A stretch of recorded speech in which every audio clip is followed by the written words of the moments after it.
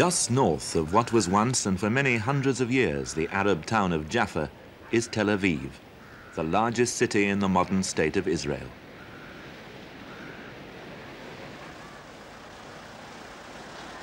Most of the town's younger people were born here, but many of the older ones come from elsewhere. From Russia, Poland, Germany, Hungary. With them they have brought European attitudes, styles, and memories. Many are the survivors of Hitler, of a great European catastrophe.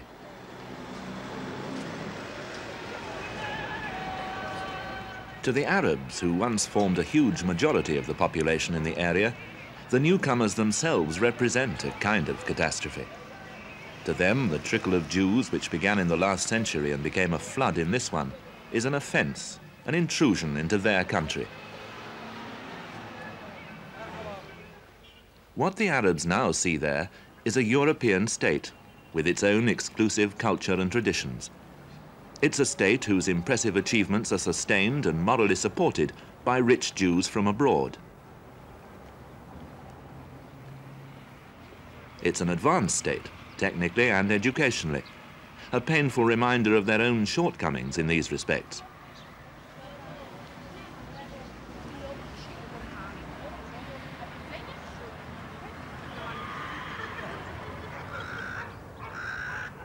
The presence now of such a state within their homeland is to the Arabs a deep wrong, an expropriation, a humiliation.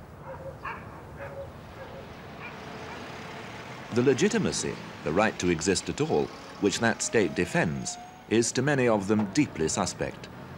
In the hostility which surrounds it, Israel is of necessity a fortress. Its dispute with its neighbors is bitter and intractable.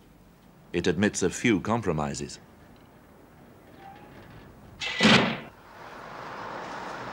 The city of Tel Aviv was founded on the sandy coastal plain near Jaffa in 1909. The conflict was a smaller one then, but some of its essential elements were present.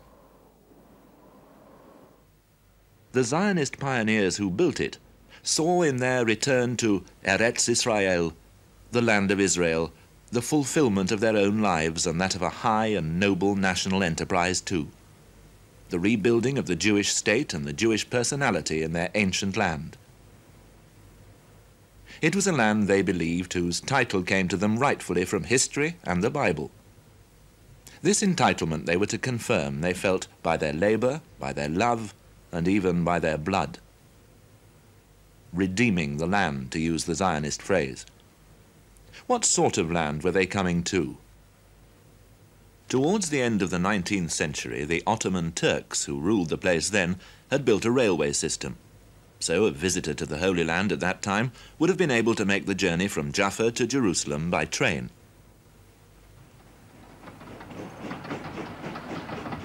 On that journey, the landscape was often a barren one.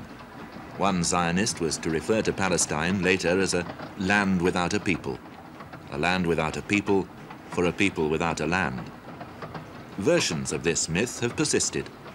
But in fact, and of course although far from rich, it wasn't a desert. Real people and a real society existed there.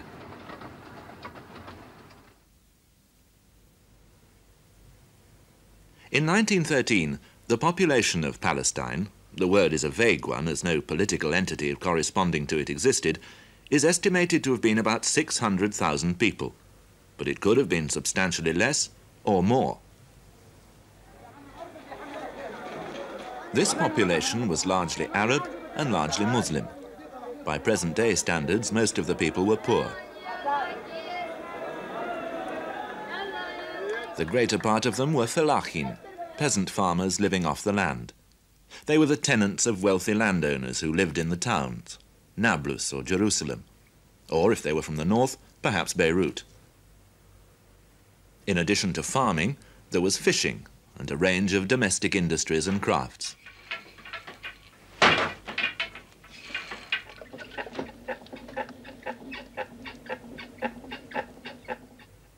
The town of Jaffa, where the harbour had been rebuilt in the 1880s, was a busy port. Goods for export were handled there. Citrus fruit, a particularly good variety of barley for the beer drinkers of England, olive oil, soap from a small factory in Nablus. Palestine was not the jewel in the Ottoman Empire's crown. Damascus and Beirut were more important than Jerusalem, but neither was it an obscure backwater. The Holy Land seaboard gave it plenty of contact, centuries old, with Europe. There was, not surprisingly, since it was the Holy Land, a flourishing tourist industry. Anton Attila, a young man before the First World War, remembers this. Life was easy. It was easy, an easy-going life. Most of the people of Jerusalem flourished actually during these months between March and May, springtime. It's the time when pilgrims used to flock from all over the world, particularly from Russia until 1917. And you had several thousand every year, perhaps 100,000 pilgrims. Sometimes they used to walk through Palestine from one end to the other, coming through Jerusalem. And of course, traders made a lot of money, either by exchanging money or selling their goods and doing services of various kinds. The tourist business was very flourishing. In Jerusalem, as in the other cities of the Ottoman Empire, there was a small aristocratic Muslim class. They were the notables, the ayan, literally the eyes of society, landowners, merchants, state officials. They provided the community's religious leadership and monopolized between them what political power was available.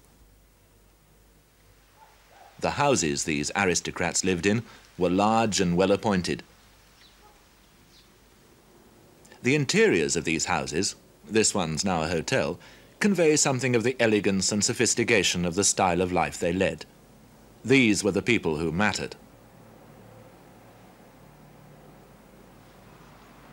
Their children were educated abroad, or perhaps at the English Cathedral School of St. George in Jerusalem. The great names of these rival families or clans still dominate the school's honours board. Nashishibis, Husseinis, Khalidis. What sort of people were they? Now, those ayan were the people around which, as I said, society moved. Now, they had two things in common. First, they felt that they were the bearers of the heritage of the culture and civilization. They were very much interested in their houses, in collecting things for their sort of representing their families. It may be an old carpet, a rug, it may be an old sword, but all these things counted for them. They felt they were the bearers, especially, I think, the ulama, leading Muslim learned people. This is one. That's their duty. Now, they expected, as a sort of reciprocal arrangement, that people would owe them loyalty. They, on their own, would owe loyalty to the state or the country. So this intermixture of social feeling was a very pleasant thing. I do remember things of it because I lived the first few years of my life in Damascus. And I do remember both Christians and Muslims who had this position. There would be the big merchants in the town and so on. They felt the city was theirs, but not theirs alone. Most of the citizens of Ottoman Jerusalem and its neighborhood found the framework for their lives in Islam. Islam gave them their identity and governed everything else, the way they conducted business as much as the way they felt.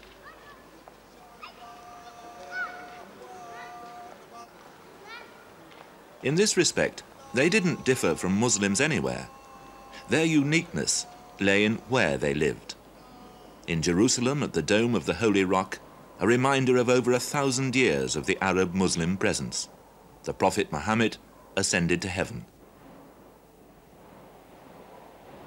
At the nearby Al-Aqsa Mosque, Muslims believe that the end of days, a kind of Muslim last judgment, will take place. They felt at home. The sense of ownership, the attachment to place was inevitably strong. So this is one thing. Throughout Islamic history, Jerusalem had this position.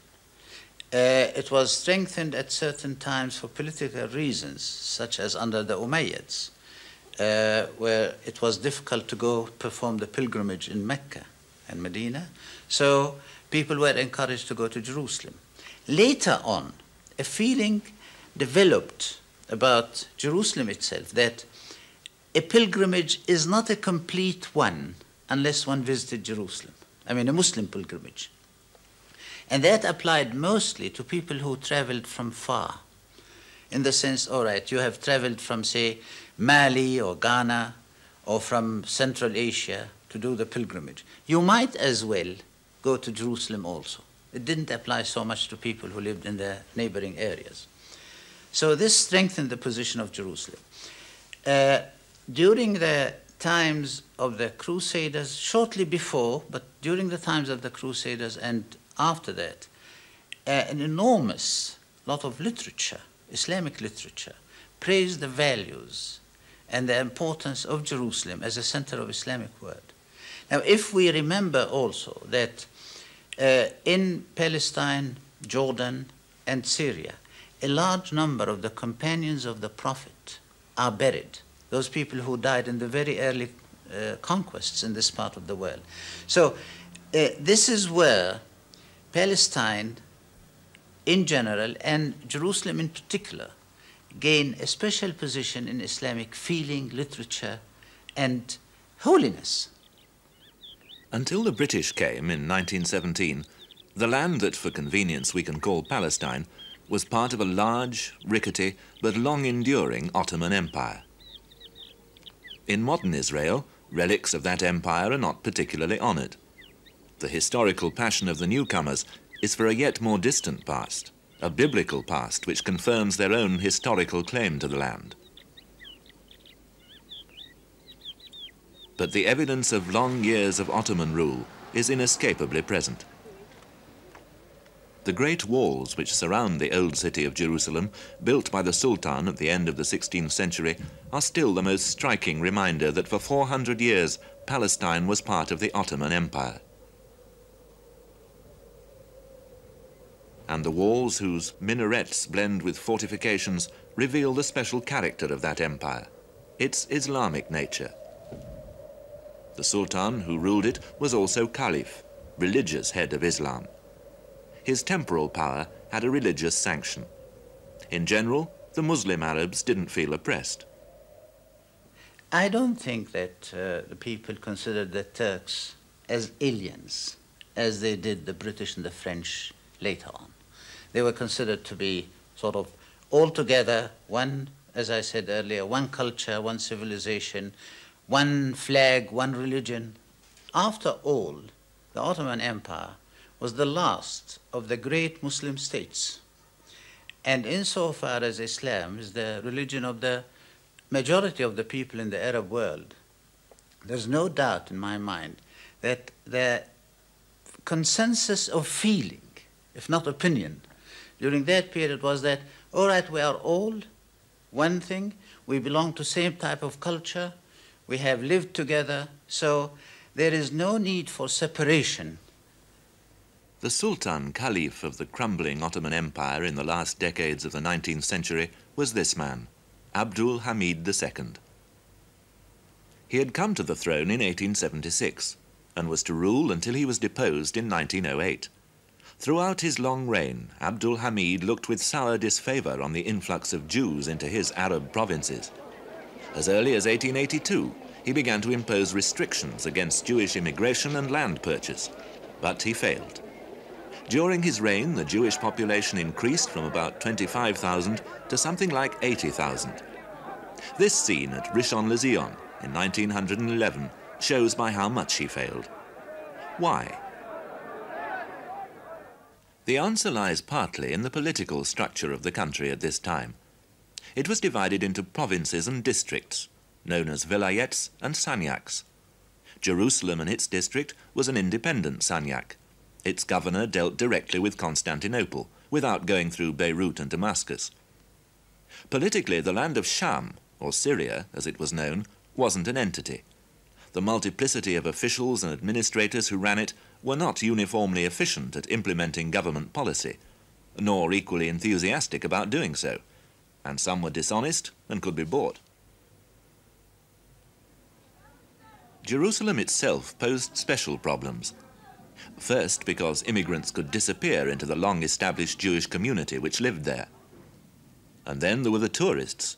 Entering as such, many Jews simply stayed. Under old treaty agreements, the European powers offered protection to their own nationals. These privileges could be invoked by any Jew with a valid foreign passport.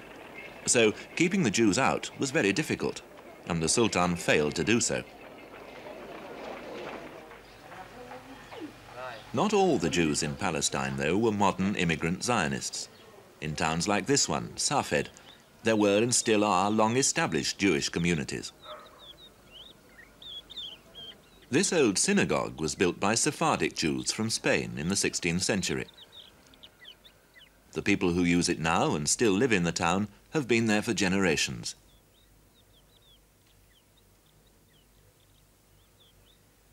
But these people defined themselves through their religion.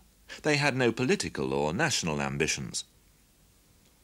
Again, in Jerusalem, there'd been an increasing and virtually continuous Jewish presence for hundreds of years. But these older pre-Zionist Jews fitted harmoniously enough into a predominantly Arab culture, often spoke Arabic, and earned their living as craftsmen and traders. Judaism for them had not yet been secularized into a set of political goals. I can tell you one case of like my family. I know my forefathers came from Turkey. That was almost 300 years ago. They came to Jerusalem. The first one who came, we don't know much about him. We know a lot about his son, and he was a rabbi. And he came here because this is the land of our forefathers. It was destroyed by our sins. We have to make good and come back and rebuild it through prayers. And they were, I would say, dreamers and builders. Workers, they were artisans, they were, many of them spent all their time just praying and learning and studying. I would say it was not an organized thing, it was more an individual urge of people to come and settle here. I would say that after the Jews were expelled from Spain in the end of the 15th century, it was a catastrophe of those days. People who were well-to-do and well-established, suddenly they found themselves, they were expelled, undesired, and many of them came here because they thought that the Messiah will come only when your sufferings reach a climax, and they thought that was a climax. Well, they didn't know that Hitler would be another climax. And they came here, they thought that would be the end of sufferings, and they dedicated themselves to, as I said, to prayers and studying and reviving the Jewish heritage, and serve in their personal life as a model to what honesty should be, righteousness. In 1882, the first new colonies began to appear. Indeed, there's still something faintly colonial in the appearance of little towns like Zikron Yaakov. The people who came here were European settlers. And as employers, they rubbed along more or less satisfactorily with the Arabs who worked for them.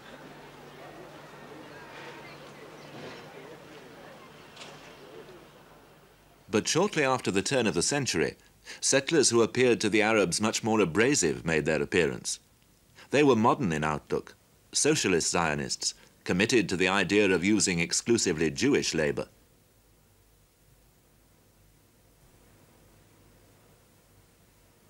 They found it necessary to arm themselves. By 1914, Jewish agricultural settlements were dotted all over the area, ignoring the boundaries of vilayet and sanyak, province and district. In a sense, the Jews were defining, in their biblical claims, the area which later Arab nationalists would think of as an entity. But Arab nationalism at this stage expressed itself largely as a response to the Jews, as anti-Zionism. In 1908, the Committee for Union and Progress, the Young Turks, seized power in Constantinople, and something new took place. Abdul Hamid was deposed. The new rulers were in a sense modern. An Ottoman parliament was re-established. Newspapers and political comment began to flourish. Anti-Zionism became public.